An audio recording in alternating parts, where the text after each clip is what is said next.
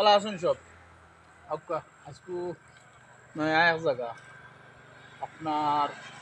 জাতীয় সড়কের দ্বারা জাতীয় সড়কের দ্বারা বাদুরপুর হয়ে শুনি বেড়াজাল হামানির আগে সুপ্রান্তি দাঁড়িয়ে বেড়াজাল হামানির আগে জাতীয় সড়কের দ্বারা এখানে একটা মসজিদ আছে বুঝছেন ওদিক থেকে আওয়া হরিমঞ্জ থেকে আই আর ওদিকে আগরতলা সুরাই বাড়ি যাওয়া আচ্ছা ওইখানে একটা মানে জামে মসজিদ আছে